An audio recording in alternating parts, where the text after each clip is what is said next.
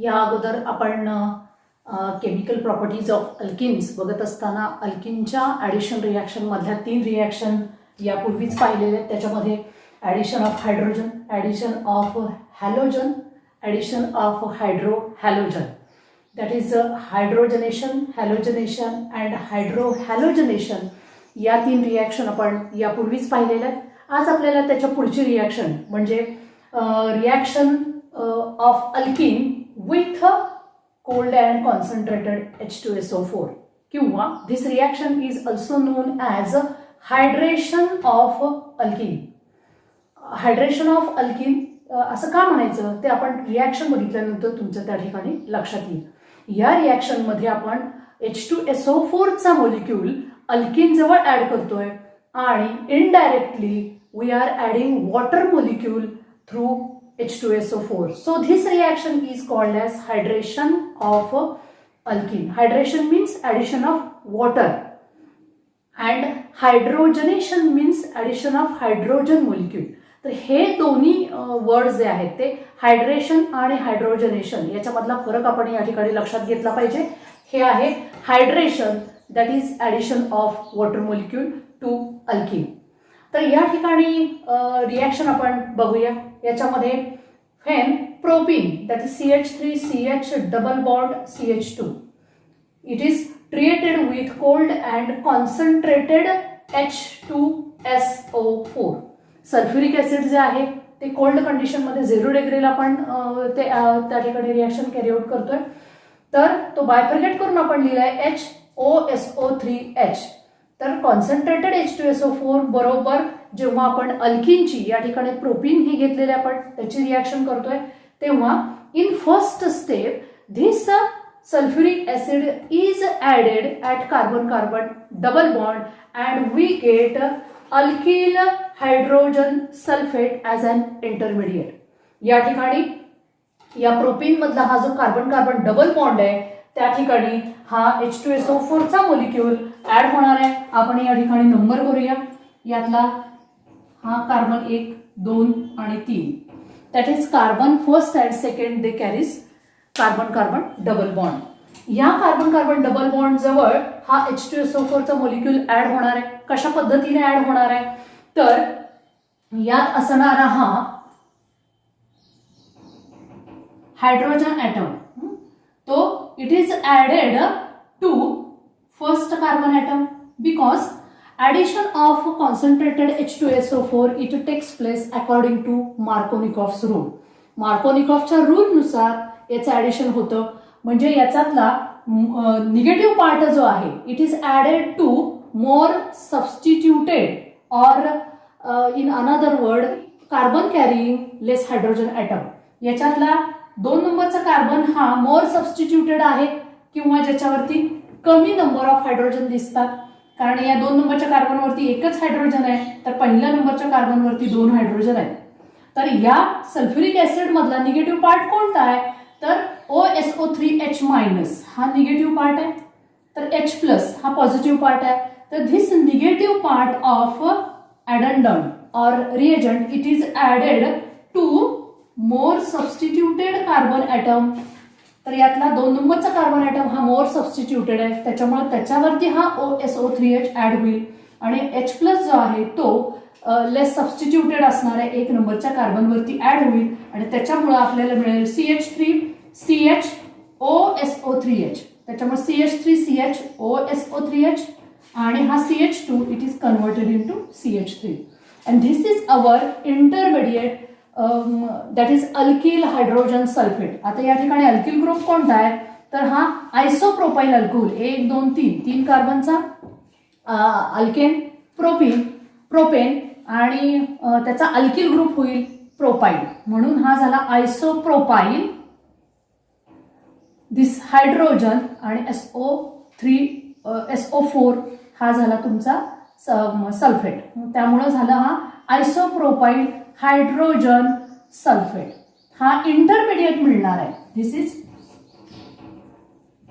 Intermediate.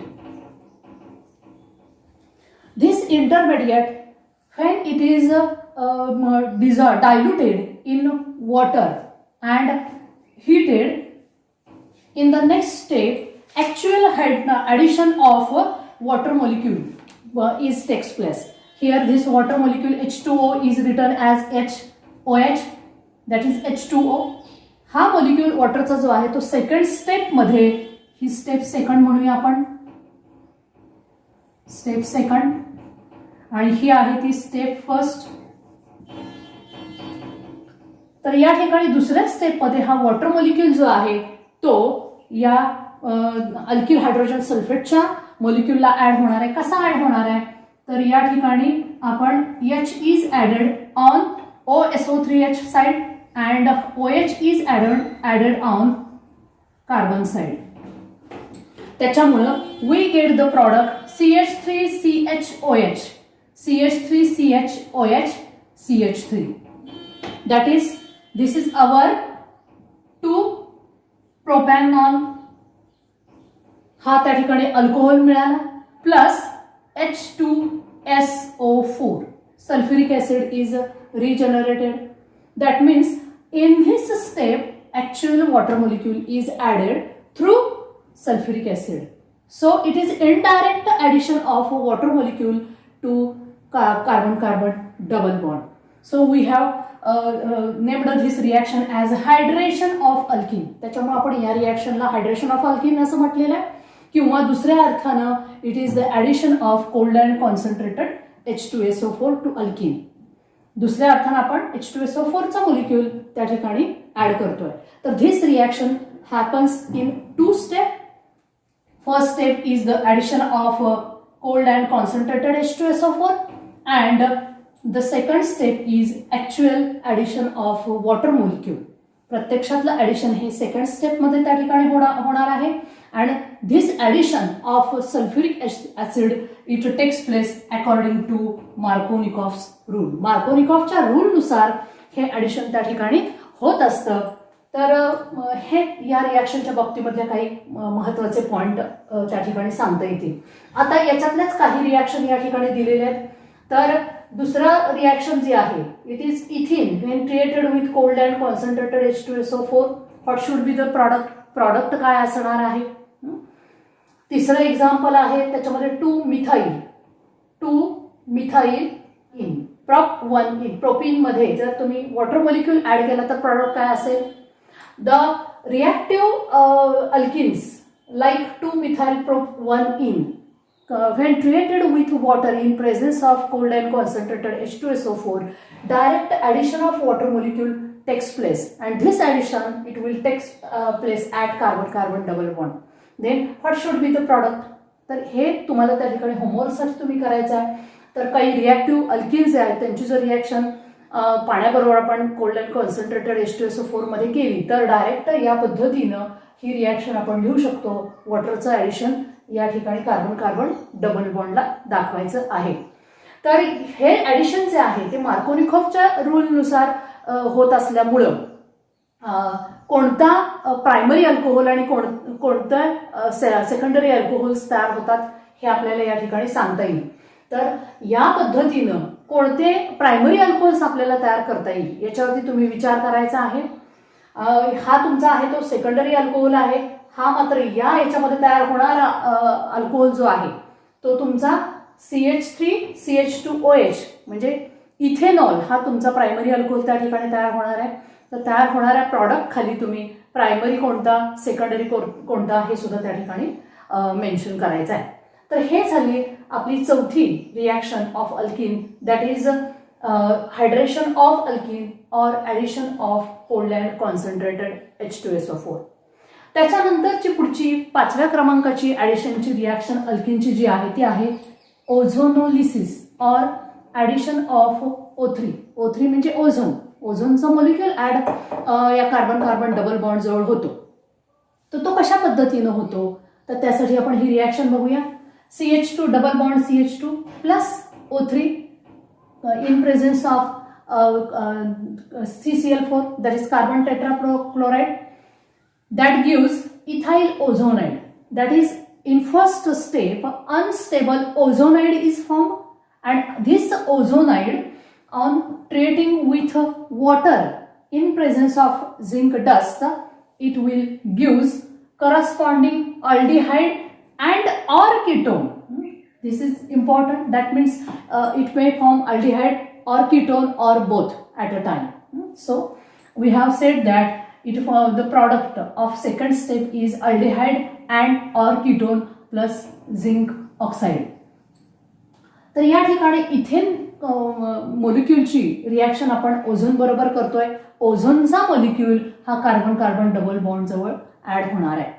When we pass ozone through the solution of alkene in carbon tetrachloride in first step this ozone molecule is added in this way. See here, हा carbon carbon double bond जो आहे तिथं हा O3 चा molecule add झालेला आहे. तर या पद्धतीने तुम्हाला CH2 OCH2 OO या ठिकाणी बघितलं तर कार्बनची व्हॅलन्सी 1 2 3 4 आहे. या कार्बनची व्हॅलन्सी 1 2 3 4 आहे. तर अशा पद्धतीने या कार्बन कार्बन डबल बॉन्ड जवळ ओझोनचा हा मोलिक्यूल ऍड होतो आणि याला म्हणायचं ozonide. And this is unstable compound. This is unstable compound, or we can say that it is intermediate species. It is a short lived or unstable. तर या ठिकाणी इथिन पासून इथिनच्या मोलिक्यूलला ओझोन ऍड झालेला आहे त्यामुळे त्याला आपण इथाइल ओझोनाइड असं म्हटलेलं आहे. जनरल स्वरूपात मध्ये म्हणायचं म्हटलं तर या ठिकाणी आपण नुसतं कार्बन कार्बन डबल बॉन्ड दाखवला तर त्या ठिकाणी आपल्याला अल्किल ओझोनाइड असं जनरल फॉर्म मध्ये म्हणता येईल. तर हा तयार झालेला पहिल्या स्टेप मधला आहे तो आहे ओझोनाइड. म्हणजे पहिली स्टेप जी आहे ती addition of ozone molecule. Ozone मोलिक्यूलचं ऍडिशन पहिल्या स्टेप मध्ये होतं आणि we get alkyl ozonide.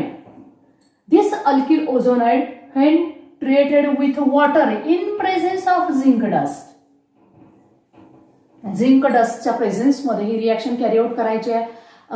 This zinc dust is very important. What is the importance of zinc dust we will see later. याच्यामध्ये आपल्याला झिंक डस्टचा रोल काय हेही त्या ठिकाणी बघायचं आहे. तर पुढची स्टेप जी आहे ती आहे वॉटर बरोबर त्या ठिकाणी आपण ती ट्रीटमेंट करतोय. तर this step is nothing but the reduction or decomposition of ozonide.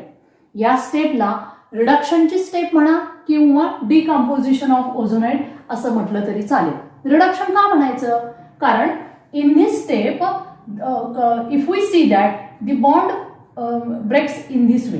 या इथं दाखवल्या पद्धतीने हे बॉन्ड ब्रेक होतात.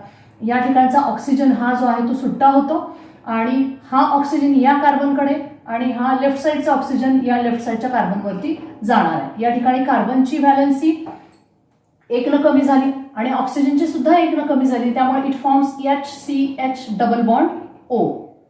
हा पहिला मोलिक्यूल इथं तयार होईल. याच पद्धतीने इकडे सुद्धा तुम्हाला HCH double bond O.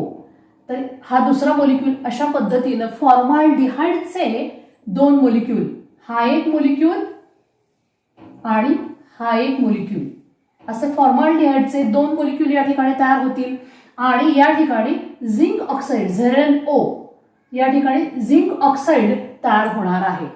If this zinc is not present, what is the role of this zinc dust?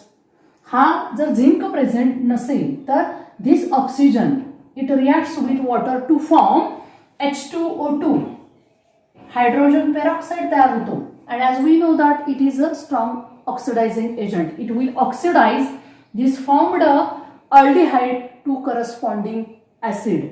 Acid मध्ये त्याचं कार्बोक्सिलिक ऍसिड मध्ये ऑक्सिडेशन तो करतो. To avoid the oxidation of this formed product we should use zinc dust.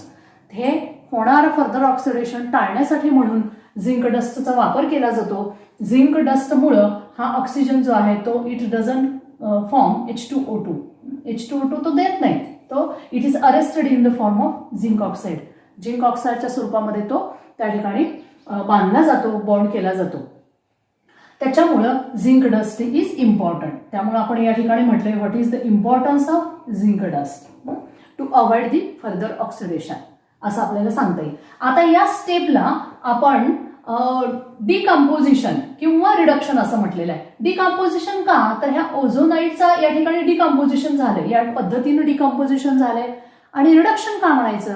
कारण रिडक्शनची जर definition तुम्ही बघितली, आपण शिकलेलो आहोत रिडक्शनची डेफिनेशन.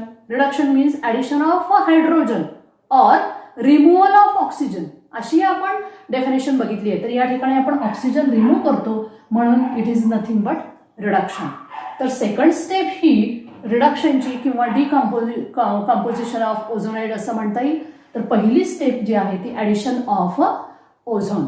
पहिल्या स्टेपमध्ये आपण ओझोनचं ॲडिशन करतोय in presence of carbon tetrachloride. तर या रिॲक्शनमध्ये in another word we can say that reaction with ozone that means formation of carbonyl compound. तर याच्यामध्ये कार्बोनिल कंपाऊंड तयार होतो. कार्बोनिल कंपाऊंड कोणाला म्हणायचं? The organic compound which contains C double bond O group. ज्याच्यामध्ये C double bond O group आहे अशा कंपाऊंड्सना आपण कार्बोनिल कंपाऊंड असं म्हणतो. मग त्याच्यामध्ये कोण येईल? तर अर्थातच अल्डिहाइड्स येतील, कारण त्याच्यामध्ये फंक्शनल ग्रुप आहे तो CH डबल बॉन्ड O, आणि कीटोन सुद्धा येतील ज्याच्यामध्ये C डबल बॉन्ड O.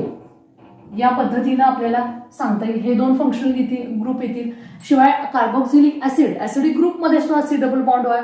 पण या ठिकाणचा आपला प्रॉडक्ट जो आहे तो अल्डिहाइड आणि कीटोन आहे. तर त्यामुळे आपण या ठिकाणी म्हटलेले की addition of ozone that is formation of carbonyl compound. C double bond O containing compound आहे. या ठिकाणी हा फंक्शनल ग्रुप आहे, अल्डिहाइडिक ग्रुप आहे.